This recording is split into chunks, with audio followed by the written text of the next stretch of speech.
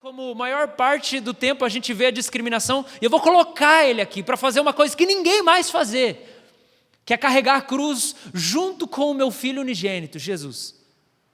Eu acredito que Deus escolhe estrategicamente Simão de Cirene para poder tocar nessa questão e mostrar como Deus não faz essa acepção de pessoas e como Deus não tem esse olhar de desprezo.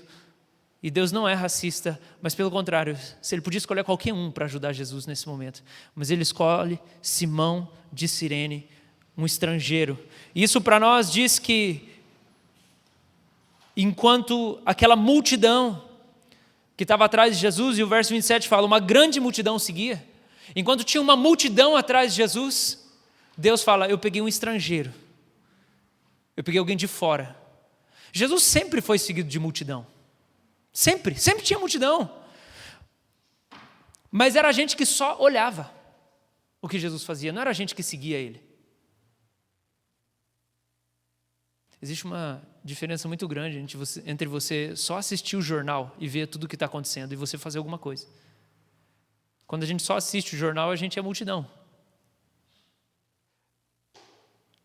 Agora, olhar para o que está acontecendo e fazer alguma coisa tem que fazer você levantar a bunda do sofá e eu vou fazer alguma coisa. Jesus estava sempre com a multidão atrás dele, mas elas não estavam dispostas a auxiliar Jesus a carregar a cruz junto com ele. Uma reflexão além disso que eu falei sobre o Simão de Cirene é que ele estava voltando do campo. Isso também diz para nós o seguinte, que na nossa vida, como discípulos de Jesus, que precisamos carregar a cruz atrás de Jesus, e eu vou deixar para entrar mais no final sobre essa reflexão, nós não sempre escolhemos quando nós devemos carregar a cruz. Ele estava vindo do campo, ele foi pego desprevenido, ele só estava voltando do trabalho, eu vou voltar para casa. E aí quando ele está lá voltando para casa, de repente, você vai carregar a cruz. Registros históricos dizem que ele relutou isso, ele falou, não, eu não sei quem que é esse cara, eu não tenho nada a ver com isso. A Paixão de Cristo mostra essa resistência. Se você lembra desse filme, é muito bom assistir. A gente chora o filme inteiro, mas é muito bom assistir e alguns detalhes que a gente saca. E nesse momento em que os guardas romanos escolhem Simão de Cirene, eles pegam e eles chamam ele e ele olha, ele fala, não, eu não conheço esse cara, mas ele é forçado e ele olha o sofrimento de Jesus e ele começa a carregar. Isso também diz para nós o seguinte, gente, que se a gente vai seguir Jesus, ser discípulo dele e ir atrás dele carregando a cruz, a gente não vai escolher quando que a gente vai ter que carregar a cruz. A gente não escolhe isso. E muitas vezes Deus vai nos visitar para nos chamar para seguir Ele em momentos em que a gente não estava se planejando. A gente vai ser pego de surpresa. Deus vai falar, é agora.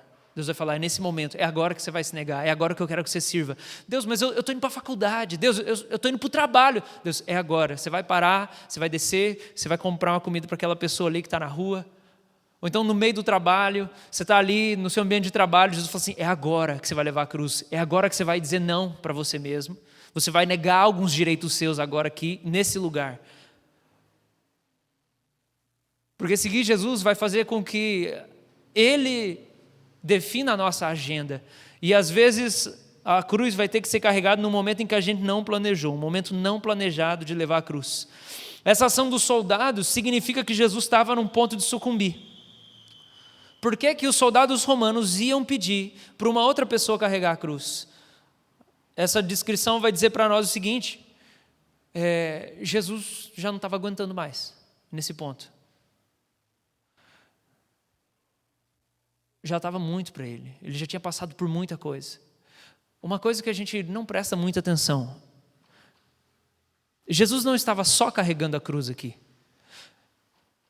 Isso é na sexta-feira, umas 2h, 2h30 da tarde. Jesus passou a noite inteira acordado. Você já ficou a noite inteira acordado e foi trabalhar no outro dia? E aí, como é que fica o seu corpo? Como é que fica a sua cabeça? Isso a gente se aproxima, isso a gente consegue se identificar, né? Quando a gente fala assim, levar a cruz, colocar uma coroa de espinho na cabeça, é só uma ilusão para a gente, é uma imaginação, não tem uma identificação. Mas começa a pensar em elementos menores e mais detalhados sobre o sofrimento de Jesus e pensa, como é a sua disposição para trabalhar depois de uma noite inteira sem dormir? Agora, Como é a sua disposição para trabalhar depois de uma noite inteira sem dormir e sem comer? Porque Jesus passou, ele fez a última ceia na quinta-feira e ele fala assim, eu não vou comer com vocês de novo até entrar no reino. Jesus comeu na quinta noite e aí até ele ser crucificado no outro dia à tarde, ele não dormiu e ele não comeu. Não só isso, ele foi açoitado, ele levou murros na cara, ele levou murros na boca do estômago, ele foi espancado, ele foi açoitado nas costas, ele tinha uma coroa de espinho na cabeça e a cabeça dele estava sangrando.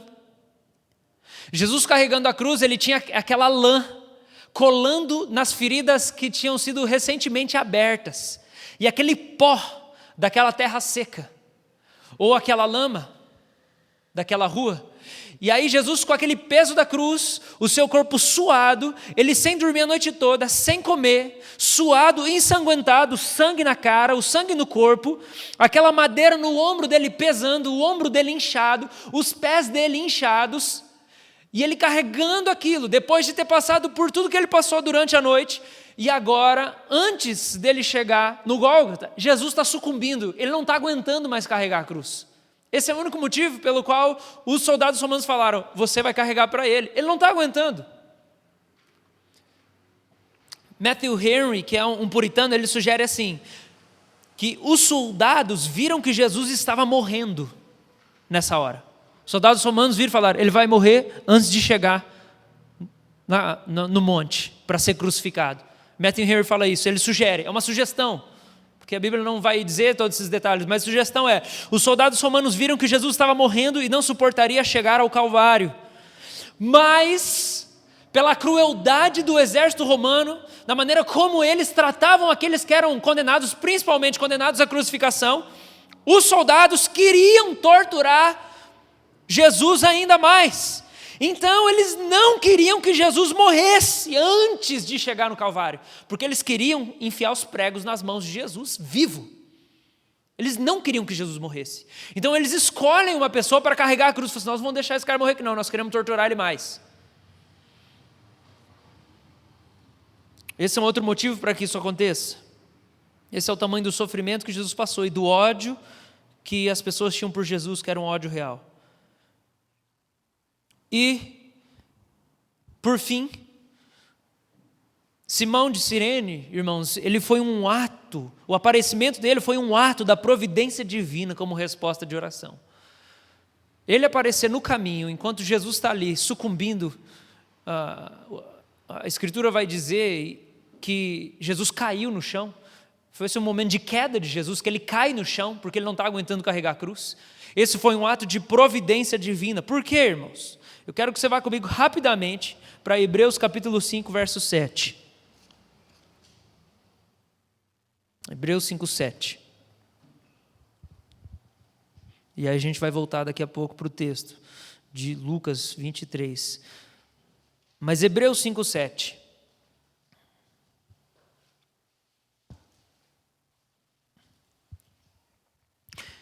Então ele diz assim, enquanto Jesus esteve na terra, ofereceu orações e súplicas em alta voz e com lágrimas, àquele que podia salvá-lo da morte, e suas orações foram ouvidas por causa de sua profunda devoção.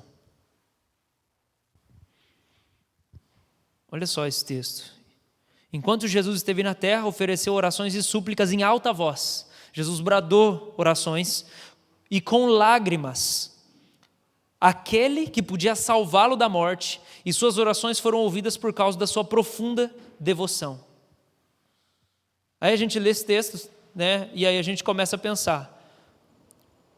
Esse texto diz que Jesus orou a Deus, ao Pai, porque o Pai podia salvá-lo da morte. E ele orou com lágrimas, em alta voz, e Deus ouviu a oração. E aí a gente começa a pensar, como que Deus ouviu a oração se Jesus morreu? Como? Como que Jesus, enquanto esteve na terra, orou chorando e gritando, suplicando, me livra da morte, e a oração foi respondida? Jesus morreu.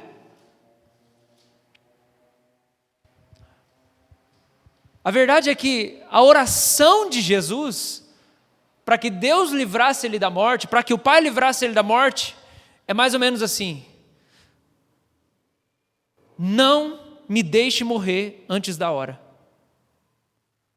Ou, não me deixe morrer uma morte sem propósito. Ou uma morte inútil.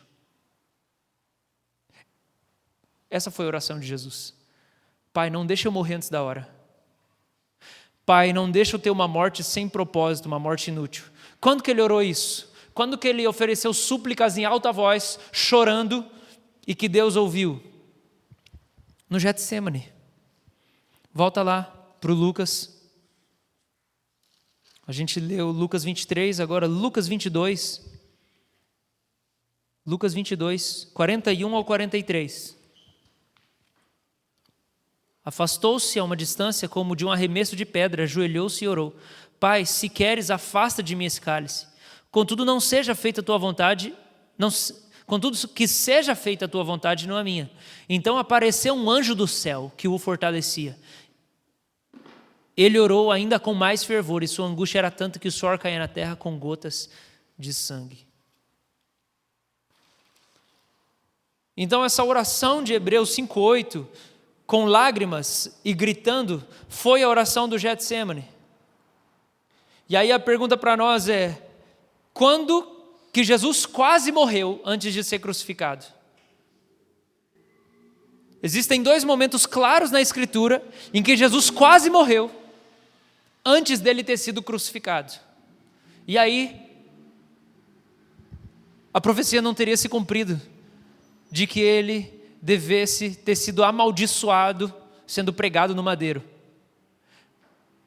A verdade é que Jesus orou para que ele não fosse morto antes da cruz, e o primeiro lugar em que a gente sabe que Jesus quase morreu antes da cruz é no próprio Getsemane. Satanás tentou matar Jesus antes dele ser preso. E Jesus declara com essas palavras, e ele diz: eu estou triste até a morte. No Getsemane, o diabo tentou matar Jesus. Aquela tristeza e angústia que Jesus está passando eram angústias espirituais, de origem infernal, de origem demoníaca. E era uma tristeza até a morte. Ele quase morreu no Getsemane. O diabo estava ali para matá-lo. Esse é o primeiro lugar. E aí a gente sabe, como a gente leu o texto, que quando Jesus está ali clamando e gritando: Pai, me livra da morte. Como a gente já leu aqui, o que acontece? Aparece um anjo. O Pai responde a oração de Jesus, manda um anjo fortalece Jesus. E aí o que acontece logo em seguida, no verso 44, que a gente leu de Lucas 22? Jesus ora com mais fervor ainda. Deus começou a responder a oração de Jesus, quando Jesus estava para morrer antes da cruz. Falou: Pai, não deixa eu morrer, eu não quero morrer antes da hora, e eu não quero ter uma morte inútil, porque se eu morrer não sendo na cruz, minha morte vai ser inútil. Eu quero morrer com um propósito, eu quero viver com um propósito, e eu quero morrer com um propósito. Não deixa eu morrer antes da cruz, o diabo quer me matar, Pai. Deus responde naquele momento.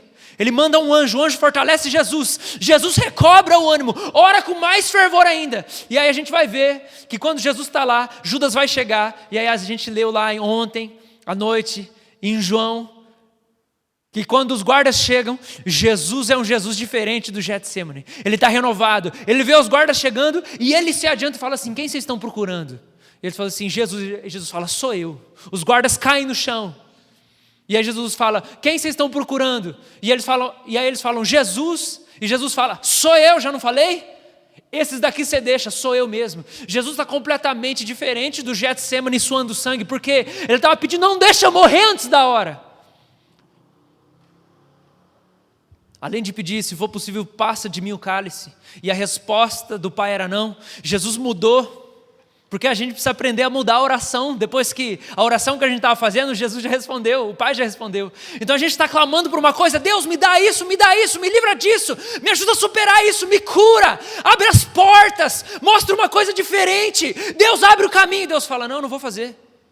A gente tem duas opções, como pegando um gancho no que o Farley falou. Ou você vai para longe, né, e aí você alimenta a angústia e a agonia dentro de você, e você abre uma porta para Satanás falar dentro da sua consciência, e você ficar amargurado. Ou você vai para mais perto de Deus, igual o filho do Farley, e aí você muda a sua oração. E que foi o que Jesus fez. E Na hora que o pai falou assim, não vou passar o cálice, assim, então você não deixa eu morrer antes da hora, por favor? Já que o cálice é esse, então eu vou viver a sua vontade. Não deixa eu morrer antes da hora. Um anjo aparece, Jesus está renovado. Esse é o primeiro momento que o pai livra Jesus da morte. O segundo momento, que Jesus quase morre antes da própria cruz, é na Via Dolorosa, irmãos. Nesse momento em que Simão de Cirene aparece. Ele quase morreu depois de ter sido açoitado, enquanto ele carregava a cruz. Ele estava morrendo naquele momento. Então você vê a provisão divina em primeiro lugar, quando Deus manda um anjo no Getsêmani, para Jesus não morrer. Em segundo lugar, quando Deus manda Simão de Cirene, um estrangeiro da África, que estava voltando do campo, do seu serviço de lavrador, para poder ajudar Jesus, sendo resposta de oração, para que a morte dele não fosse sem propósito, para que ele não morresse antes da cruz.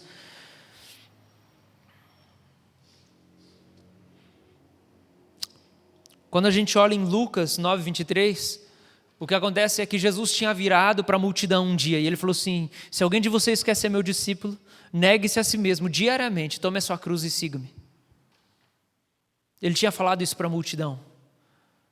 10, 12, 13 capítulos antes desse capítulo aqui, Jesus tinha dito isso para a multidão. E aí quando a gente olha para esse texto, o que está acontecendo? A multidão está seguindo Jesus. Ninguém está tomando a cruz. Eu creio que esse texto para nós é um esclarecimento de que a gente só pode acompanhar Jesus se a gente carregar a cruz. Quando Jesus convidou as pessoas para serem amigos dele, que foi a multidão, em Lucas 9:23, a multidão estava atrás dele, só olhando e não carregando. E aí quando a gente olha nesse texto, não tem ninguém carregando. É a multidão que está só olhando, são os discípulos que estão só olhando. Gente, a gente precisa entender, os discípulos abandonaram Jesus. Porque se eles não tivessem abandonado, eles tinham entrado no caminho. De alguma maneira eles tinham intervido. Talvez eles mesmos teriam tomado a iniciativa na hora que Jesus caiu no chão, sucumbindo por causa do peso da cruz, de todo o flagelo. E aí eles estavam vendo, ele vai morrer. Eles tinham se adiantado e corrido e falaram assim: não, agora eu levo. Os soldados tiveram que pegar um cara estrangeiro para fazer isso. Os discípulos de fato abandonaram, porque eles estavam só observando. Eles não estavam dispostos a carregar a cruz. Seguir Jesus, acompanhá-lo, ser o seu amigo, requer tomar a cruz, gente. Mas tomar a cruz, eu queria trazer para nós aqui, caminhando para o fim, não é um ato isolado. Eu queria trazer isso para a gente. Carregar a cruz não é um ato isolado. Jesus não só chegou, né? Ele encarnou, desce do céu, se esvazia da glória, desce. E aí, manda a cruz aí que eu vou levar. Vou para o Calvário lá, manda aí. Ele mesmo podia ter feito, né? Às vezes a gente quer fazer a cruz que a gente vai carregar. A gente quer definir o que é que a gente vai entregar, né? Jesus era carpinteiro, ele podia ter feito uma cruz, ele encarnou, eu faço tudo sozinho. Eu sei qual que é a vontade de Deus para mim, é morrer na cruz. Então, eu sou carpinteiro, eu vou fazer uma cruz. Um dia, acho que, sei lá, pode ser na sexta. Um dia que tiver menos gente na rua. Pode ser no sábado. Não, sábado não, vai dar problema com os fariseus. Vamos pegar um dia aí, ele sai lá da carpintaria, do fundo da casa dele, bota a cruz nas costas e pronto, gente. Pai, estou indo. E vai subindo na rua lá. O que é isso, Jesus? Você está fazendo? Eu vim aqui morrer na cruz. E aí, chega lá no Gólgota, bota ela lá, fala assim: ô Pedro, você pode martelar nessa aqui? João, martela naquela. E Tiago, martela o pé lá. E pronto, beleza? Mas não é assim que às vezes a gente quer que Deus execute o plano da nossa vida? Deus, mas não é tão simples, não é isso. Você falou que é isso. Por que eu tenho que esperar 33 anos? Por que tem que dar uma volta enorme? Deus, eu já sei qual que é. A gente foi fazer uma visita para o Alfredo e para a Luana essa semana, que estão frequentando aqui na igreja. E aí, eles contaram a história deles lá, de como é que eles se conheceram e tal. E Deus tinha revelado lá para eles que eram um para o outro mesmo, que eles iam casar, e eles sabiam isso, fazia bastante tempo. Ela sabia desde criança né? Já tinha recebido uma profecia de que era o Alfredo que ela ia casar. E aí, quando tinha lá os 18 anos e tal. E aí o Alfredo se converte no meio do caminho. Estou aqui contando um testemunho emprestado dos irmãos. E o Alfredo se converte. E aí Deus, ele foi num culto lá de uma igrejinha lá, daquelas da oração pentecostal, daquelas que a gente gosta. Inclusive, se você souber de alguma, me avisa que faz tempo que eu não vou. Estou precisando. E aí ele chega lá e o pastor fala assim: ó, irmão, é o seguinte, se Deus tem essa mulher para você, hoje você vai ver ela, senão você não vai ver ela. E aí acabou, resolveu. E você sai dessa. Tá bom. Aí recebeu oração e tal. Ele chega em casa, ela mandou uma mensagem, depois de, sei lá, 1 ano sem se falar. E aí ela fala assim: eu ainda sinto sua falta. Ele falou: então vem aqui em casa. Aí ela foi. Aí ele falou: nossa, então é isso aí. Pronto, é ela mesma. Na hora que ela chega no portão, ele falou que é só briga, eles só brigaram, quebraram o pau. E ela voltou embora para casa.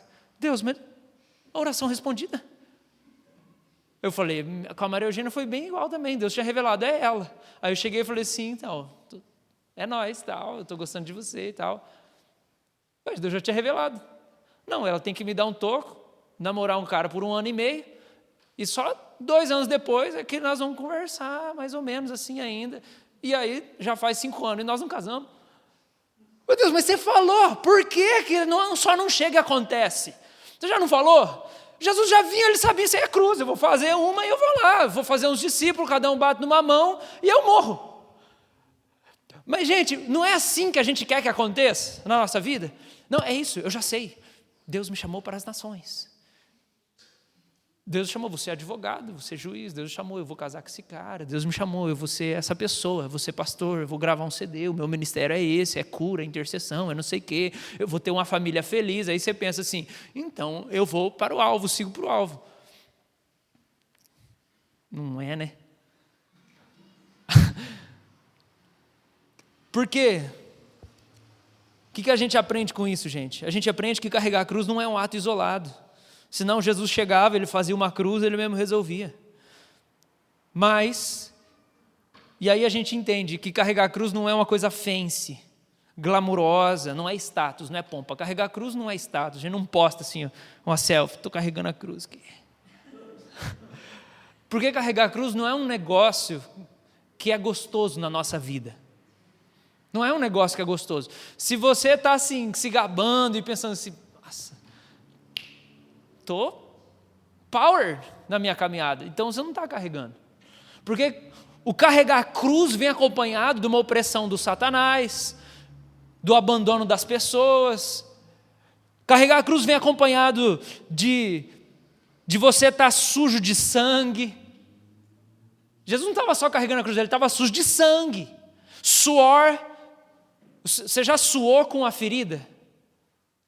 Você machucou, você cortou um dedo, uma ponta do dedo, aí você sua. O que acontece? Não, Jesus está cheio de flagelo, ele está suando, é 3 horas da tarde, gente. É 2 horas da tarde, naquele sol escaldante do Oriente. O suor dele está penetrando as feridas das costas, da cabeça, do pé, da mão. Ele está todo inchado. Carregar a cruz não é só assim, vou carregar. E na nossa vida não é só assim, vou negar mesmo, não. Esse processo de seguir o Senhor vai vir acompanhado de sangue, suor, lágrima. Ele suou sangue no outro dia, ele estava chorando, ele bradou. Carregar a cruz é um negócio de bagunça, é um negócio bagunçado. Não é um negócio chique. O Farley estava falando aqui, né, daquelas orações sinceras. Quando eu estava namorando mais ou menos 1 ano com a Maria Eugênia. E aí a gente foi ter um tempo de oração lá na minha casa. E aí, cara, eu falei, amor, eu estou precisando orar, não estou legal, vamos orar, vamos. A gente dobrou o joelho. Eu fiquei uns 40 minutos chorando. Igual ele falou que os homens choram, né? Deus, por quê? Por quê? Por que está dando tudo errado? Por quê, Deus? Por que está dando tudo errado? Você não me chamou, você não falou que era eu mesmo. Por que está dando tudo errado? Chorei uns 40 minutos. Você sabia que ia dar tudo errado. Por que você deixou acontecer? Deus, estou agoniado. Deus, isso, aquilo. Ela olhou tal, acho que uns 3 meses depois, teve um dia que era um domingo à tarde. Antes da gente vir para o culto, eu parei o carro numa rua assim, menos movimentada, mais ou menos para lá. Eu estava chorando tanto que eu desci do carro, eu ajoelhei na calçada e eu urrava. Uma meia hora, ela ficou ali, ela não sabia o que ela fazia, né? Aí depois que acabou, eu voltei pro carro assim, tinha uns seguranças que começaram a se reunir na esquina. Eu entrei no carro, ela não falou nada, ela só saiu do carro. Ela falou, agora eu preciso digerir isso aqui. Aí ela voltou e falou, não sei lidar com isso. Não sei lidar com você. Não sei. Mas carregar a cruz não é um fato isolado. Carregar a cruz envolve tudo isso. Seguir Jesus envolve tudo isso. Envolve você estar bagunçado, o seu cabelo está daquele jeito, a sua cara está molhada, você está desconcertado. Envolve poeira, aquela sujeira nas feridas. Não basta estar ferido, sua ferida está suja ainda. Carregar a cruz inclui sangrar o ombro, inclui doer as costas. Imagina ele carregando aquele toco, as costas de Jesus. O Bruno tem dor nas costas, né? Alguém mais tem dor nas costas? Está repreendido em nome de Jesus, já foi, liberou? Amém. Mas se você já experimentou dor nas costas, aquela tora nas costas, carregar a cruz muitas vezes é uma experiência solitária, porque Jesus estava sozinho. É ser tratado como alguém que está errado, e na verdade você não está errado. Ser tratado de maneira injusta, como um bandido.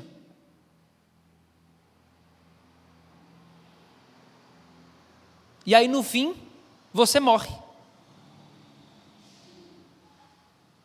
Mas antes ainda, no caminho de tomar cruz, você vai enfrentar duas coisas, e eu vou caminhar para o final sobre essas duas coisas. Você vai enfrentar, como Jesus, a acusação, e a acusação engloba reprovação das pessoas, pressão psicológica e rejeição coletiva.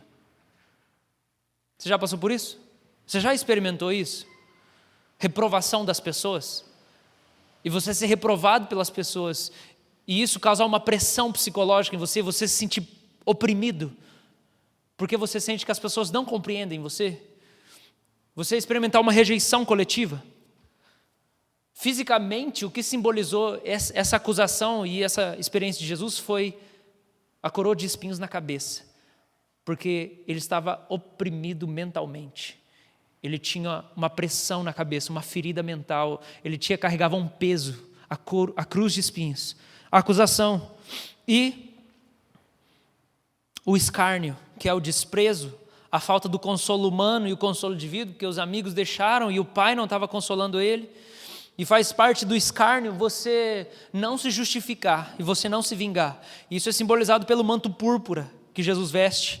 A bofetada, quando ele argumenta, ele está explicando e aí ele leva a bofetada, um soco na cara, e ele dá outra face nesse momento. Isso tudo engloba carregar a cruz.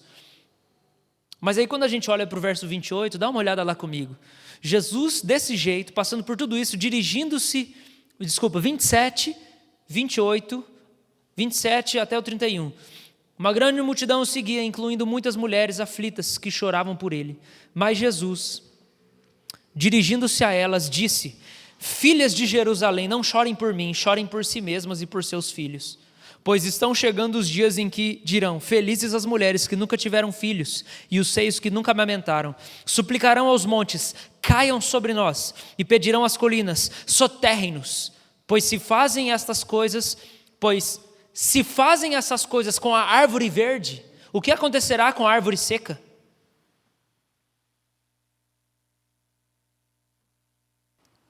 Jesus está carregando a cruz desse jeito, ele está para morrer. Simão entra no caminho, começa a carregar a cruz seguindo Jesus, e aí, ao redor dele, a multidão e as mulheres chorando, dentre elas a mãe do próprio Jesus chorando. Maria Madalena, Susana, as mulheres que serviam Jesus estão lá chorando. E aí Jesus vira para essas mulheres e eles falam assim: não chorem por mim, chorem por vocês. E aí ele começa a profetizar. Você fala: ele está quase morrendo, ele está profetizando. Do que Jesus está falando? No ano 70, dali a 40 anos, Jerusalém seria destruída pelo Império Romano. Quase todo mundo vai ser dizimado. vai ser morto, assassinado. O templo de Jerusalém vai ser incendiado, não vai sobrar nada. O Império Romano vai vir e destruir tudo em Jerusalém. E aí Jesus começa a falar: vocês estão chorando por mim, chorem por vocês, porque os filhos de vocês vão ser assassinados. As mães vão desejar nunca ter tido filho, porque o massacre que vai acontecer aqui vai ser um massacre que nunca aconteceu antes. E Jesus começa a profetizar e consolar e dar exortação para as pessoas na hora em que ele está quase morrendo. E o que isso ensina para nós? Isso ensina que carregar a cruz, presta muita atenção nisso, significa, porque não é um ato isolado, carregar a cruz significa consolar os outros quando você está sentindo dor. Carregar a cruz inclui isso. Você está sentindo dor, mas você se sensibiliza com a dor do outro, em vez de maneira egoísta ficar: ninguém sente a minha dor, ninguém sabe o que eu estou passando. Jesus está ignorando tudo que ele está passando, e ele começa a dar instruções e ministrar às mulheres. Aí você olha o verso 34. Jesus disse: Pai, perdoa-lhes, pois não sabem o que fazem. E os soldados tiraram sortes para dividir entre eles as roupas de Jesus. Então, irmãos, a gente não é chamado para seguir Jesus e achar que vai ser só quando a gente estiver num bem-estar. Não é só no bem-estar. Seguir Jesus não é no bem-estar. Seguindo Jesus, você já se sentiu opresso? Já? Seguindo Jesus, você já se sentiu desiludido? Seguindo Jesus, você já se sentiu frustrado? Seguindo Jesus, você já ficou desacreditado da vontade de Deus, dos planos de Deus, até da igreja, pensar: eu não sei se esse negócio de igreja mesmo, faz tempo que eu estou aqui nesse negócio de igreja, mas eu não sei mais se eu acredito nisso. Já passou por isso? Desilusão, desesperança, desconfiança. Eu não sei se esse negócio vale a pena, eu não sei se a vontade de Deus é real ou não.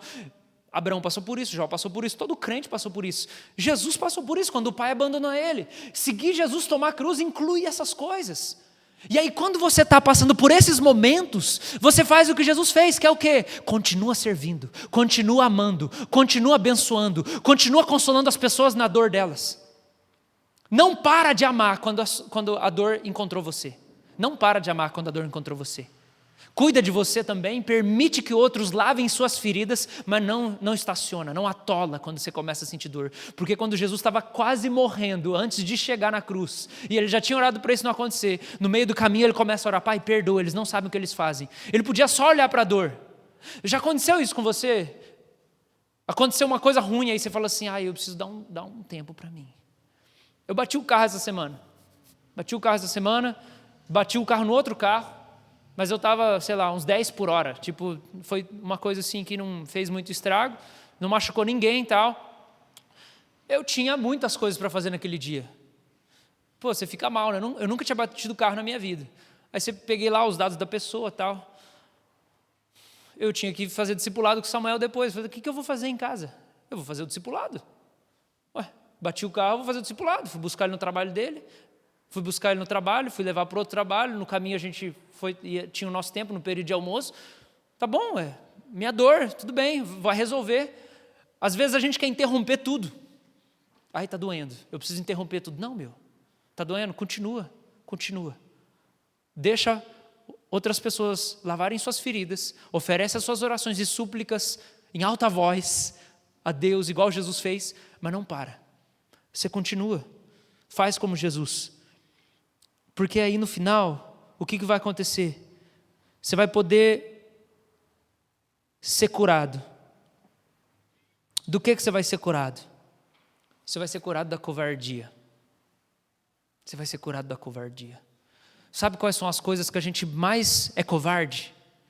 São duas coisas que a gente mais é covarde na nossa vida. A gente é covarde em relação àquilo que um dia fizeram pra gente, que são os nossos traumas, que é a nossa mágoa, que é o que de mal fizeram para nós. A gente é covarde para encarar isso, porque dói encarar isso.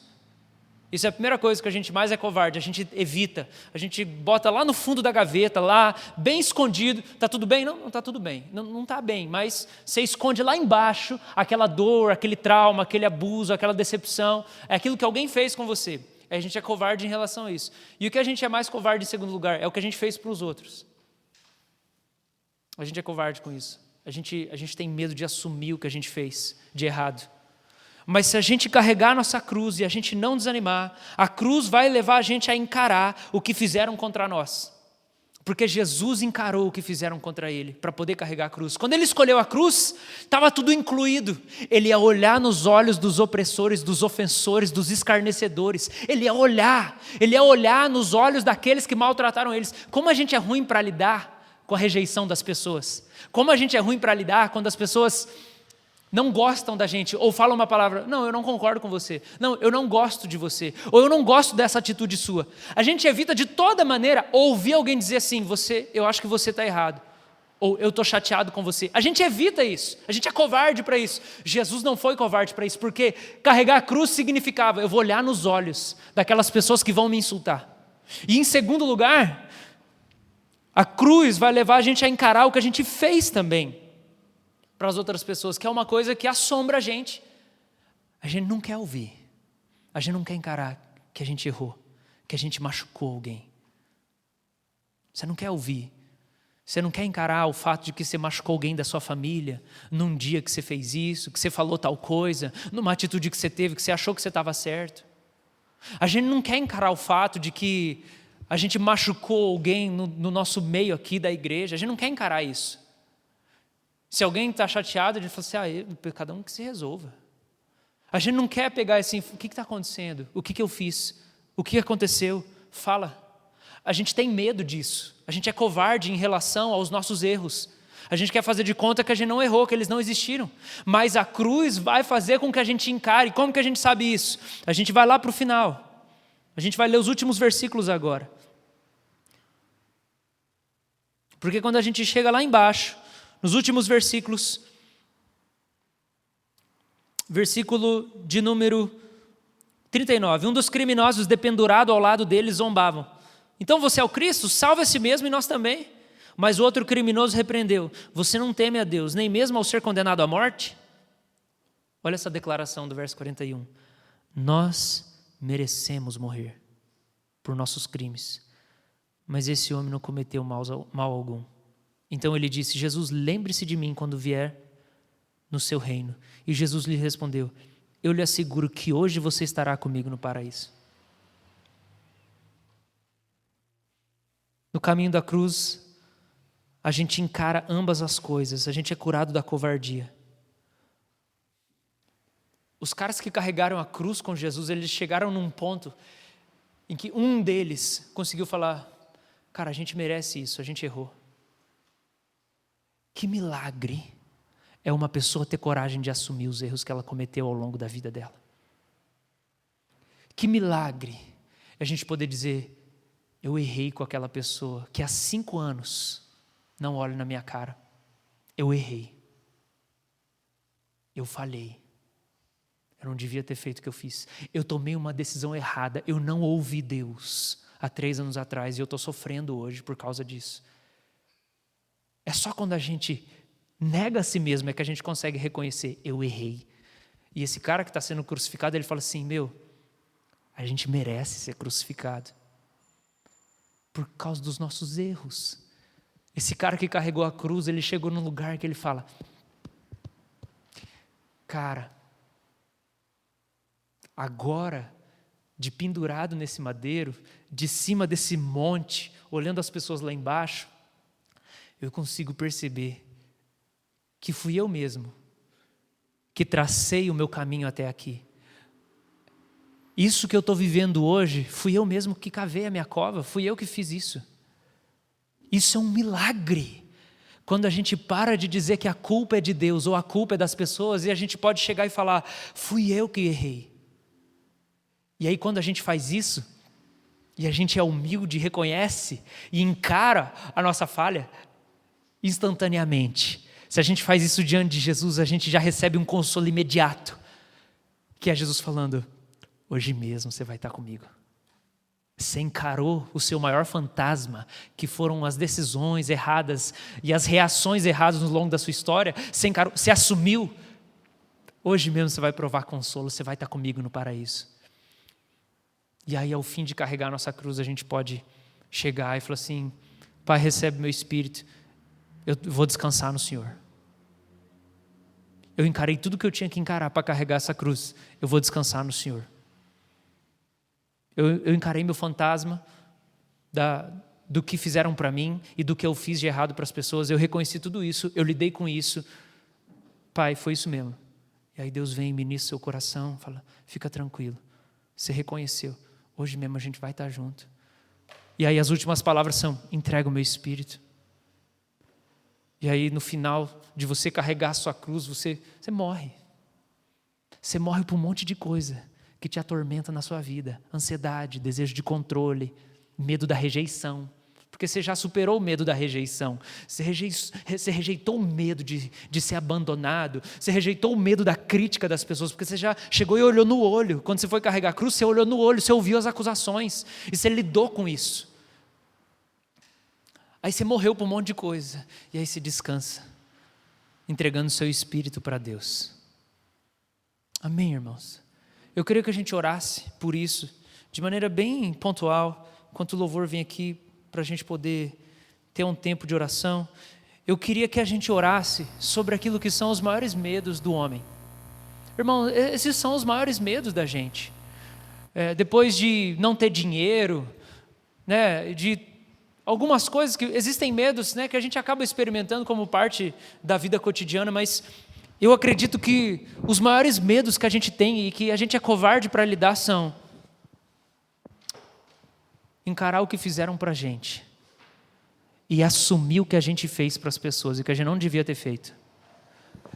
Mas eu queria que você entendesse que depois de assumir, existe redenção no final dessa confissão. Existe redenção depois que você olha e fala assim,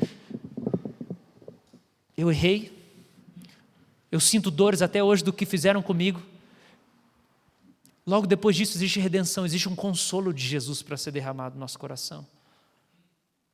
Eu queria que a gente fosse liberto nessa noite do medo do nosso passado, da nossa história, do medo de áreas da vida que a gente evita de toda maneira. Conversar com aquela pessoa, tocar naquele assunto, não vamos mexer com isso, deixa para o passado, deixa para lá. E aí a gente de repente está assim, dentro de 4 paredes, escravizado, porque tudo você está fugindo. Você está fugindo de um trauma aqui, você está fugindo de uma ofensa ali, você está fugindo de pessoas da igreja, você está fugindo de pessoas da família, você está fugindo do cônjuge, você está fugindo. Aí a sua vida virá só fugir, porque você não quer encarar. Mas se a gente encarar, Deus vai dar graça para a gente. Eu queria que a gente orasse por isso. Volte o seu coração para o Senhor.